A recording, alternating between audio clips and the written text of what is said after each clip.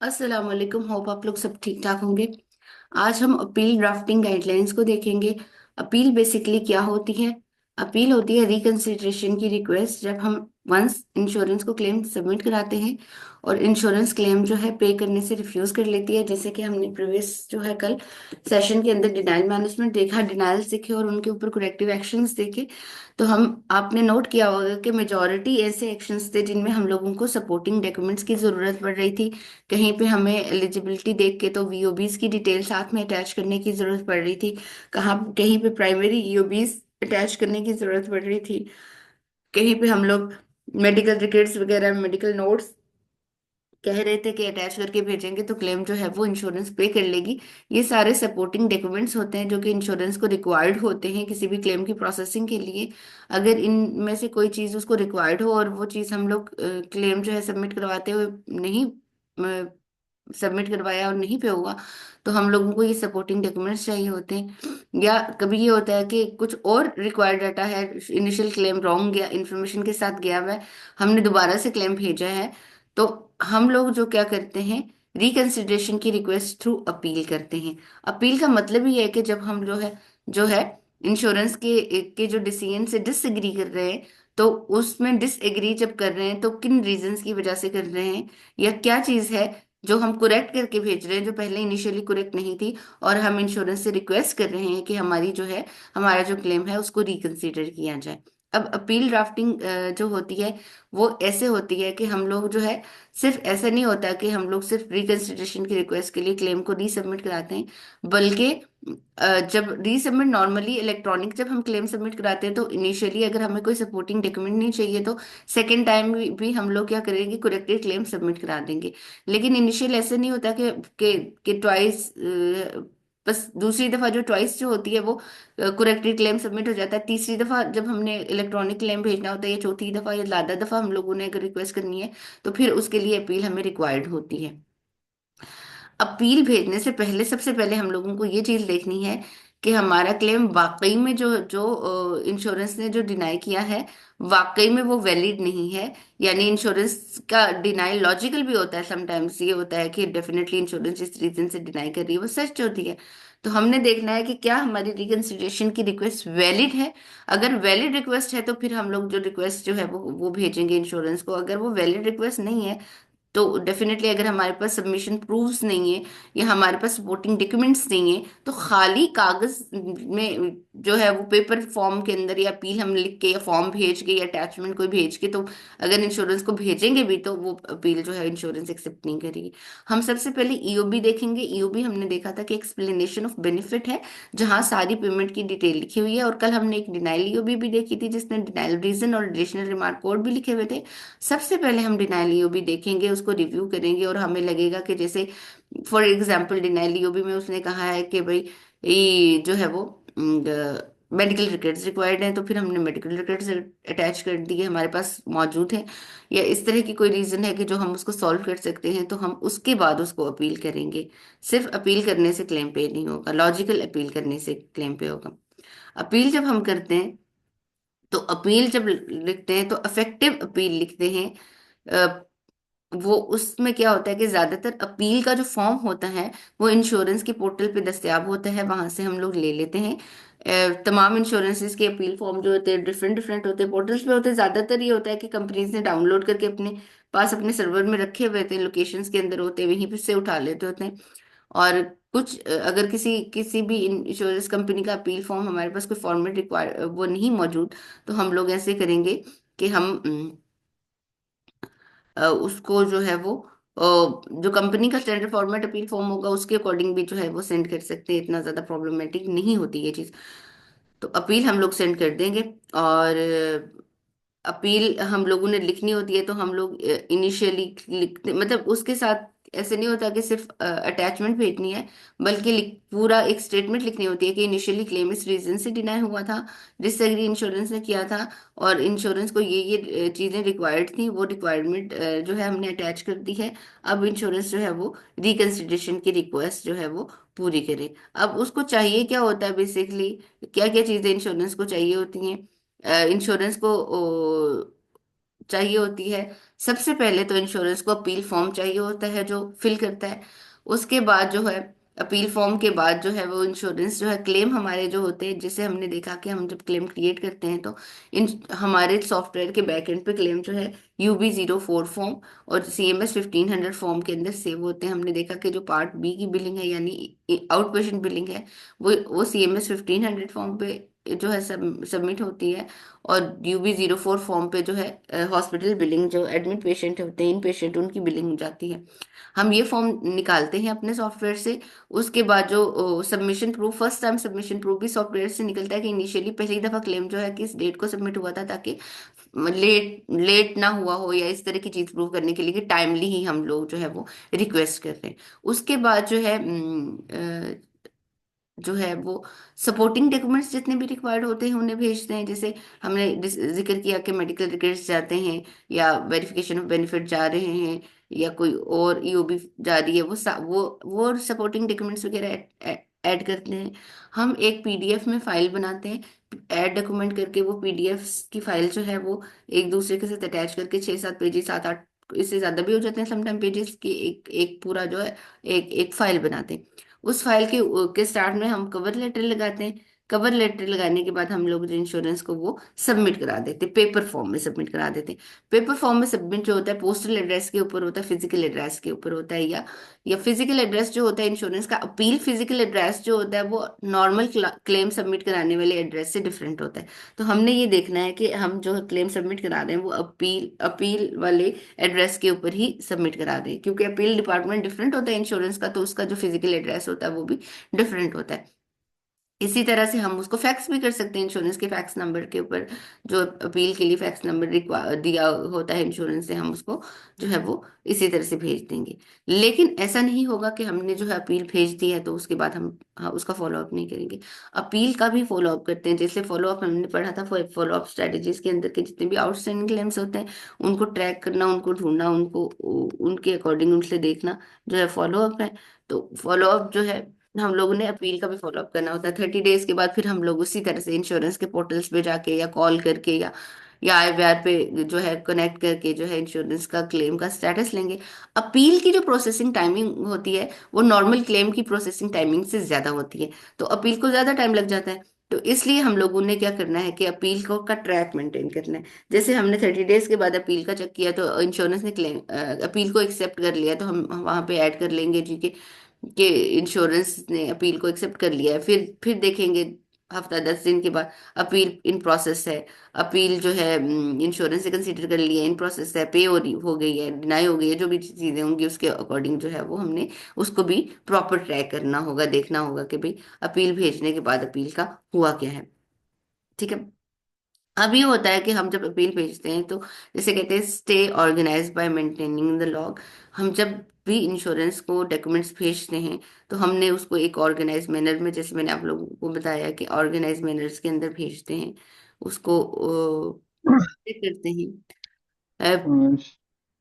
Appeal जो है वो हम लोग चेक भी करेंगे, जब हम लिख रहे हैं तो उस वक्त हम लोग चेक करके तो लिखेंगे कि कोई मिस्टेक्स ना हो, और प्रॉपर जो है स्पेलिंग वगैरह ये चीजें भी देखेंगे, और एक लॉग को मेंटेन करके जो है इस तरह से हमारी अपील चली जाती है। तो ये हमारी जो है अपील गाइडलाइंस थी। छोटा सा ही ये टॉपिक था अपील गाइडलाइंस। इसके साथ मैंने एक और जो है पेशेंट बिलिंग को ऐड किया हुआ है। इस अपील ड्राफ्टिंग को लेके अगर किसी के माइंड में क्वेश्चन है आप लोग पूछ लें, तो फिर मैं नेक्स्ट टॉपिक स्टार्ट करती हूँ।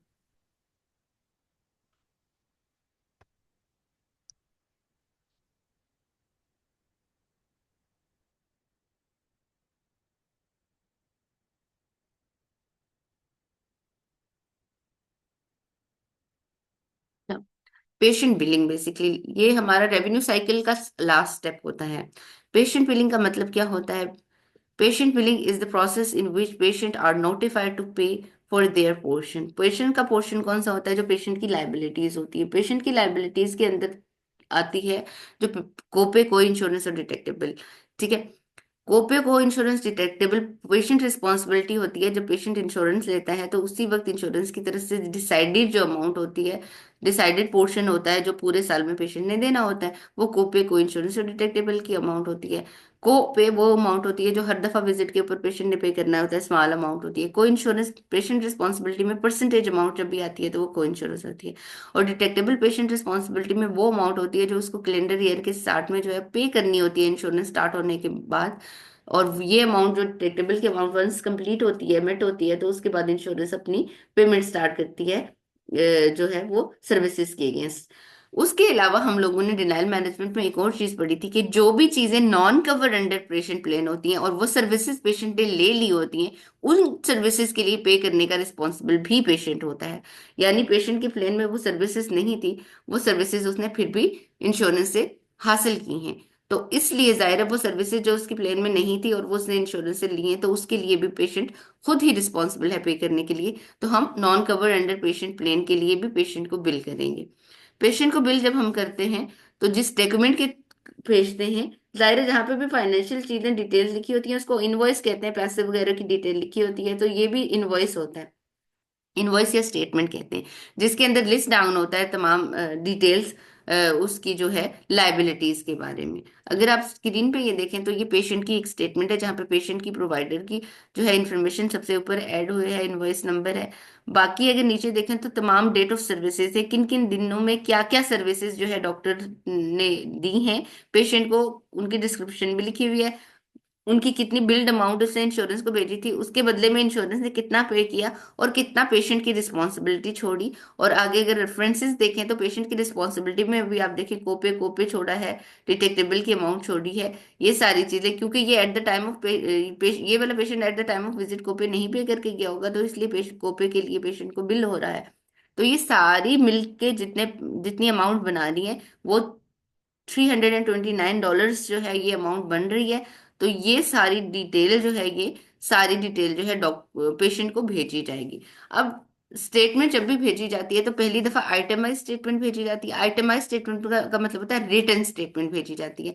या तो पेशेंट के पोस्टल एड्रेसेस के ऊपर भेजी जाएगी, या फिर होगा कि पेशेंट को जो है वो ईमेल के थ्रू या डिफरेंट मीडियम्स के थ्रू भेजी जाएगी। फिर उसके बाद जो होता है डिपेंड अपॉन जो उसका जो है पेशेंट साइकिल वो चल रहा है, स्टेटमेंट साइकिल चल रहा है, उसमें बैलेंस रिमाइंडर कॉल्स के थ्रू भी उससे नोटिफाई करा दिया जाता है। बैलेंस रिमाइंडर कॉल या बीआरसी क्या होता है?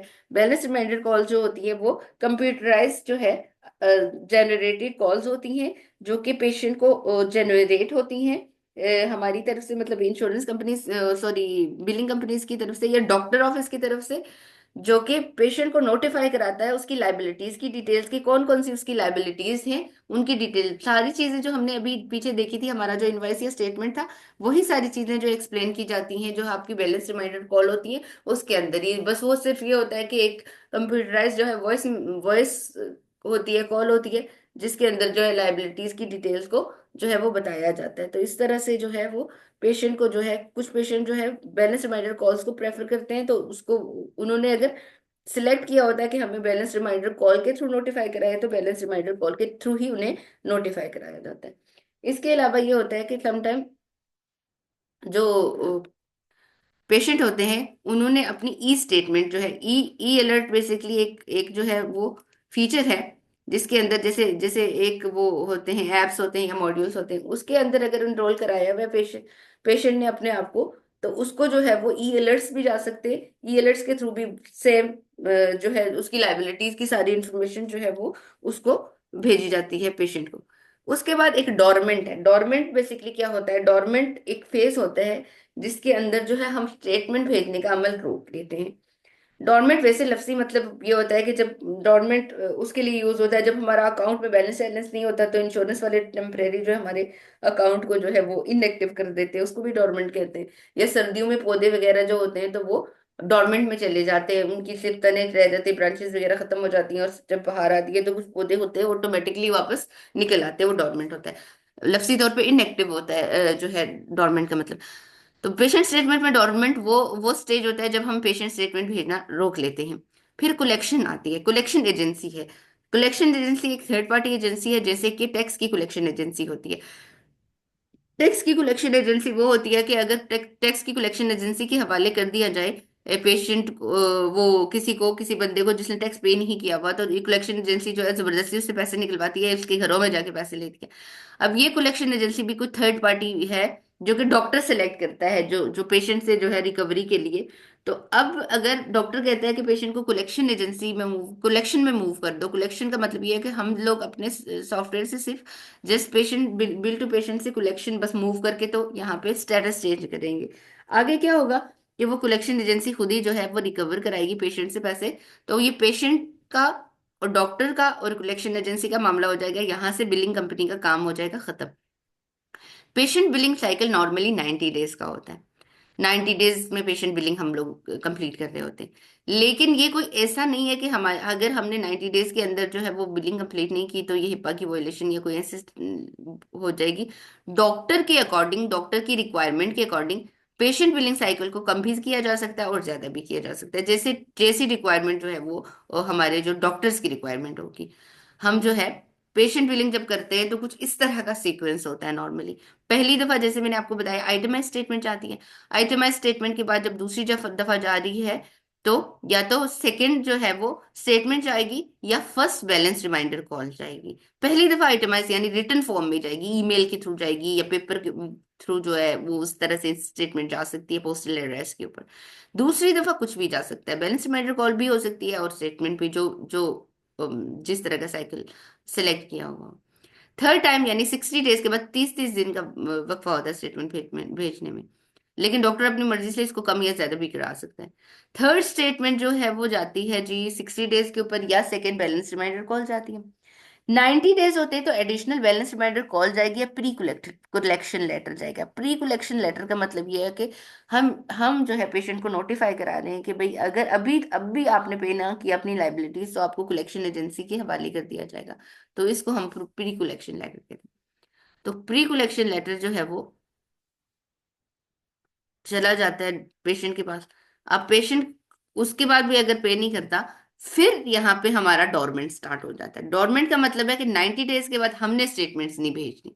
अब ये डॉक्टर का डिसीजन है कि तो चाहे तो पेशेंट को डॉर्मेंट में मूव कराए, डॉर्मेंट में रखे, मतलब रोक दे स्टेटमेंट भेजना, या चाहे तो अपनी अपनी जो है वो प्रोवाइडर कर्टेसी में राइट ऑफ करा दे बैलेंस। राइट ऑफ का मतलब है कि बैलेंस जो क्लेम करना छोड़ दे, जितनी जितनी भी अमाउंट है उसको क्या कर ले, एडजस्ट कर ले। और तीसरी चीज है कि चाहे तो कलेक्शन एजेंसी के हवाले कर दे। फिर कलेक्शन एजेंसी के हवाले जब कर लेगा, अगर पैसे ज्यादा होती है, लाइबिलिटी ज्यादा होती है, तो फिर जो है डॉक्टर जो है कलेक्शन एजेंसी के हवाले करते हैं, क्योंकि कलेक्शन एजेंसी का और डॉक्टर की अपनी रिकवरी की कोई परसेंटेज तय होती है कि कितना रिकवर करने पे कितना परसेंटेज उसको कलेक्शन एजेंसी को पे करना है। तो वो देखेगा कि अगर ज्यादा अमाउंट है तो उसके लिए फिर वो कलेक्शन एजेंसी के हवाले कर देगा, अगर अमाउंट बहुत ज्यादा नहीं है तो फिर कलेक्शन एजेंसी के हवाले नहीं करेगा, खुद से वो उसको मैनेज कर लेगा। डॉक्टर जो है राइट ऑफ कर लेगा, प्रोवाइडर के ट्रेसी में राइट ऑफ हो जाएगा, तो फिर हम लोग मजीद बैलेंस के लिए जो है पेशेंट को जो है तंग नहीं करेंगे या उसको क्लेम नहीं करेंगे, अगर एज पर प्रोवाइडर के ट्रेसी हमने बैलेंस को राइट ऑफ कर लिया। तो इस तरह से हमारे रेवेन्यू साइकिल के जो हैं वो स्टेप्स खत्म हो जाते हैं सारे के सारे। हमारे हमने सारे के सारे जो डिस्कस किए थे खत्म हो गए। कल हमारा जो है हम डिफरेंट तरह की कम्युनिकेशन स्किल्स जो हमारी मेडिकल बिलिंग के अंदर यूज होती हैं उनको डिस्कस करेंगे। उसके बाद आप लोगों को जैसे मैंने पहले बताया था कि हमारा जो न्यू ईयर वाला वीक होता है वो ऑफ होता है। उसके बाद हम लोगों की 6 से इंशाल्लाह जो है 6 से ऑनवर्ड जो है पूरा वीक जो है वो रिवीजन पे जाएंगे, हम फोकस करेंगे रिवीजन के ऊपर। और उसके बाद 13 को जो है हमारा फाइनल एग्जाम हो जाएगा। मैं आप लोगों को जो है मोस्ट प्रोबेबली कल या परसों जो है वो एक ऑफिशियल जो है मैसेज भी डिलीवर कर दूंगी। जो हमारा छुट्टियों का जो भी स्केड्यूल जिस तरह से भी है उसको उसको डिस्कस कर लूंगी, तो आपके पास इनफ टाइम होगा अच्छी प्रिपरेशन करने के लिए। आइडिया आपको एग्जाम का तरीके का तो हो ही गया है, इसी तरह से एग्जाम का तरीका होता है। हमारे पास जो है वो सारे रिस्पॉन्सेज आ जाते हैं, सारी चीजें आ जाती हैं। एक एक क्वेश्चन की डिटेल आ जाती है कि किस बंदे ने कौन सा क्वेश्चन गलत किया था, कौन सा सही किया था। एक एक मिनट की डिटेल आ जाती है, सेकंड की भी इवन डिटेल आ जाती है, किसने कब रिस्पॉन्स दिया था, कब अटेम्प्ट किया था, कब दूसरी दफा किया था, कब तीसरी दफा किया था। तो ये वाली सारी चीजें हम लोग मॉनिटर कर रहे हैं, क्योंकि हम लोग इतने टाइम से जो है वो ऑनलाइन एक एक चीज चला रहे हैं, तो डेफिनेटली उसको मॉनिटर करने का, चेक करने का तरीका जो है ममन ने अपना जो है वो काफी सही रखा हुआ है। तो इसलिए थोड़ा सा जो है वो आपको एग्जाम्स में जरा समझने की जरूरत है। दूसरा कि सिर्फ एग्जाम में पास होना इज नॉट अ थिंग। जाहिर है आप एक प्रोफेशनल चीज पढ़ रहे हो, सीख रहे हो, यू पेड फॉर दैट। तो आपको जो है वो काफी सीरियसली जो है उस चीज को लेना चाहिए। बच्चों की तरह ही जो है वो गूगल करके या चैट जीपीटी यूज करके जो है वो मतलब एग्जाम अटेम्प्ट करना कोई फायदा नहीं होता, क्योंकि फिर हमारी लर्निंग नहीं होती। तो आपको ये कि नेक्स्ट जो अगला जो वीक लास्ट वीक आएगा, तो उसमें ये भी मौका मौका मिलेगा कि आप लोग जो है जो चीजें, जितनी भी आपके माइंड के अंदर क्वेरीज है, कुछ चीजें आप इन चीजों को साथ साथ देखते जाओ, साथ में नोट डाउन करते जाओ। आप लोग क्वेश्चन मुझसे पूछ सकते हो, मैं आप लोगों को उसके बारे में जो है असिस्ट कर सकती हूँ, आप लोगों को कुछ भी पूछना हो तो। अभी किसी का कोई क्वेश्चन है?